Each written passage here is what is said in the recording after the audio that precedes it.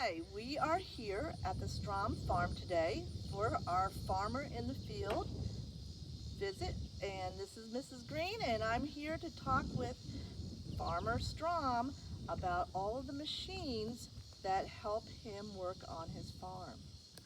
Okay, here is Farmer Strom. He is here to talk to us about machines today. And Mr. Strom, what did we do with this machine? Well, this is called a combine. So we use this machine to harvest our corn and soybeans in the fall after they're mature and ready to be harvested.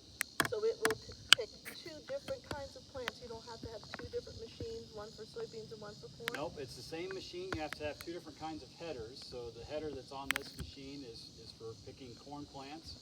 And we also have a different one we attach to the front to be able to harvest our soybeans. Okay, so that's called a header. Yes, so it's called a corn header. And you'll see it's got what we call snouts on it. The rows are planted 30 inches apart, so one row of corn goes in each of the divide sections. So the machine and the plants kind of have to work together for everything to line up. Yeah, so the machines are driving right down the rows, so we plant the corn in straight rows and we harvest them right down that same row. So how long do you have to run this machine to get all of your corn harvested? Okay, so for corn and beans combined, it'll take us about 45 working days to harvest. So when I say working days, that's days of actual work. So if it rains for a week, that doesn't count. So it's actually 45 days in the field. And then how many hours during a day do you work? On average, about 12 hours per day. Wow. So it's a lot of, and that's just the actual machines moving in the field. So we have the drying processes and hauling of the grain away from the field that also adds extra time. Okay. These are some really funny looking tires. Yeah, so this is actually called a track. So instead of a tire, you can see that we have an actual more traditional looking farm tire on the back of the machine that has air in it. This is actually what's called a track. So the reason for this is for more flotation. So if you look at the ground, the track, there's more rubber on the ground than what there would be with the tire, so it creates more flotation in the field and a smoother ride. So, Farmer Strom, this is a really big tire. Do you ever get a flat tire? Occasionally, not real often. We experience flat tires more from roading and driving in ditches, but in the field every once in a while. The most common flat tire we get is actually from deer antlers. So the deer drop their antlers every year and they're really sharp and pointy, and you'll run over one without even knowing it's there, and it'll poke a hole in your tire and cause a big problem. So do you carry a spare? No, tires like this are extremely expensive this size, so typically you don't spend money to have a spare on hand. There's special tire dealerships in farm country that will have tires on hand, and you call them up and say, this is the tire I've got. You tell them, well, I have to have it replaced, or they can actually do a process to repair the hole if the tire is still in decent shape. So can you drive this on the road? Yes, so we do drive it on the road. We have flashers and lights and SMV signs, slow moving vehicle signs. So it takes a lot of caution driving on the road, knowing how wide the road is, if there's oncoming traffic. We have cameras mounted on the back of the machine so we can see if there's any cars driving behind us and try to avoid any obstacles like that. They're tricky, but yeah, they do go down the road, but very slow compared to cars. So this machine will go about 25 miles an hour top speed. Typically, we're probably not even going that fast on a lot of the roads we drive on. So do you have to have a driver's license to drive one of these? You do not have to have a driver's license, but you need a lot of experience, I'll say. So if you grow up on a farm, you grow up running large machines like this, so it becomes kind of a common thing. So I didn't start driving a combine by myself till I was probably 18 or 20 years old. Sometimes as a kid you'll be in there, but your father or somebody will be there with you, teaching you how to drive. But it takes a lot of skill. There is no license per se, but it does take a lot of skill and know-how and experience. We don't let any of the young people in our operation drive on the roads or anything unless they've had multiple years of experience driving. Okay, so we're sitting way up high here in this corn combine, and what do you call this part of the machine? So this is the cab. So this is the operating station where the operator of the machine would sit. And this is where you drive it from? Yep, so this is the steering wheel you drive it from, and it's a lot different than driving a car because the machine is mostly behind you. So like a combine steers differently than a car. So a car steers with its front tires, a combine steers with its rear tires. So it's quite a bit different. So if you're steering left, the tires actually turn right to make the rear end of the machine come around and make a left turn. Wow. And what's all this stuff? So this is so all modern farm equipment is has a lot of technology that's involved. When I talk about technology, it's a lot of computerization to things. So this is actually what's called a yield monitor. So it's tracking how many acres of corn or soybeans we've harvested, what the yield is per acre, what the moisture per acre has been, what our harvesting pace is for that day, and it's saving it all in the monitor on a little computer USB stick, and we can download it and have maps of how productive our fields were for the year. So what does yield mean?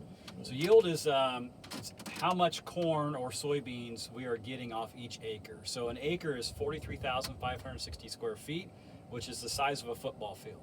So imagine 1 acre is the size of a football field, if you can imagine that. And so everything we do here in the United States, we do off a per acre basis. So if we say we're yielding 200 bushels of corn per acre, a bushel weighs 56 pounds.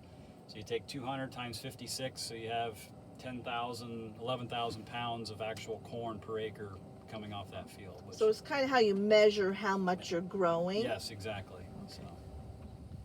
This is Sydney and Trent, and they are Farmer Strom's relatives, and they're here to talk to us a little bit about what they do on the farm and maybe some things that they like about living on a farm.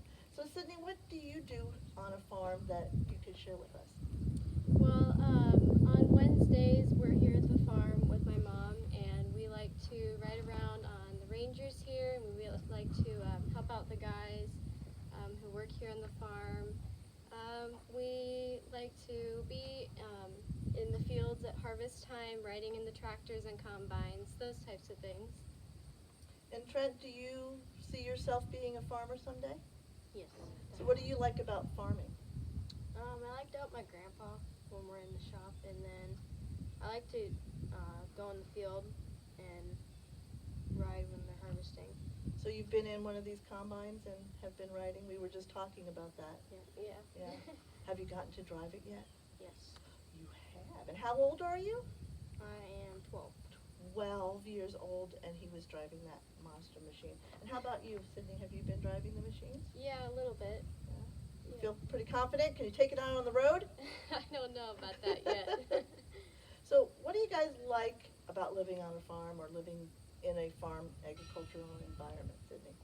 Well, there's lots of opportunities, and I'm an FFA and 4-H, and it's really great if you want to get into it. There's lots of different things you can do. I started out in 4-H, and now I'm an FFA and doing lots of activities there that I can relate to on the farm. And that's one of the things I like about it, because Williamsfield is also a community where it's all agricultural based, and it's really a nice, friendly area. So do you have to be a farmer to be in 4-H? No, you don't. You can be a kid about 3rd grade is when they start, and I'm in 4-H still. So it's really a lot of fun. It's not just about farming too. You can do lots of other things, like I do cake decorating and flower arranging, but there are also some farming things like crop science and those types of things too. Okay. And Trent, what kind of things have you done that are related to 4-H or to FFA? I've done like activities in 4-H, like other things you can do is like woodworking and photography and cooking and those kind of things. So do you do any farm work that involves animals? Yes, we've done pigs and we have done chickens before. Yep, so Trent and I have chickens at home. They lay eggs, and we sell the eggs to friends and family. We also raise some boy birds, I guess you could say. They're roosters, and we show those at the 4-H show, and we also show them at FFA shows.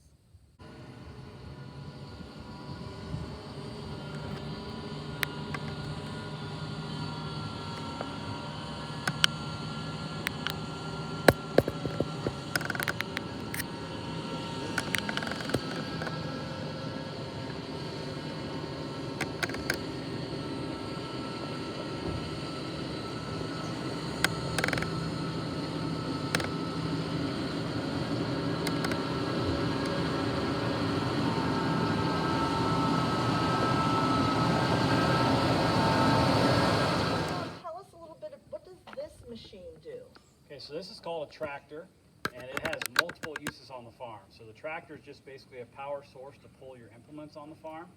So with this tractor, we'll plant with it, we'll pull our grain wagons and grain carts in the fall with it.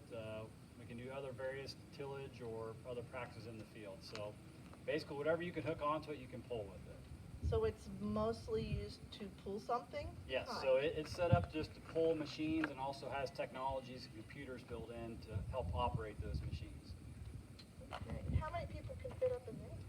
Two can fit in there. There's only one operator seat, but then there's what's called an instructional seat. So if you're teaching someone else, a new employee or another family member how to drive it, there's an instructional seat they can sit and learn how to drive. So with the kids that we just talked to, would they have been Oh up yeah, into that yep, tractor? yep.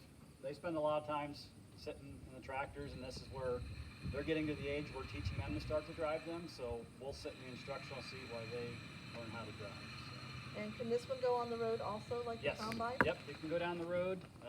Same type of thing. It's its maximum speed's about 28 miles an hour on this particular machine. So you use lights and SMBs to make sure that people are aware of. But it has turn signals and everything, just like a car would. So you use your turn signals to make turns and talk to other drivers on the road that way.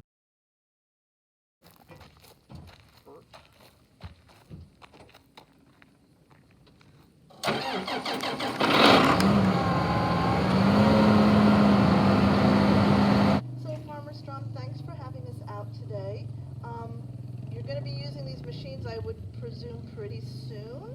Yep, hopefully about next week. So today's the 16th, so probably the 22nd, 23rd of this month we'll start harvest. So you'll start on September 23rd, and if the weather stays good, you'll be done in 45 days, you think? Yeah, so probably we're anticipating the first full week in November. Usually you try to get done by November 1st, but harvest is going to start probably 10 days behind normal this year, so it'll push us probably till about the 10th of November. Well, it sounds like you have to know a lot about your plants and your machines to be a successful farmer. Yes, you got to know a lot about that and how to grow it, and there's just a whole lot of know-how and planning, lots of planning. After harvest, you spend the next 3 or 4 months planning for the next year's crops. So there's a lot of people involved with running a farm, not just you. Well, thanks for having us out. Yeah, thanks for coming out. Appreciate it. Okay, have a great day.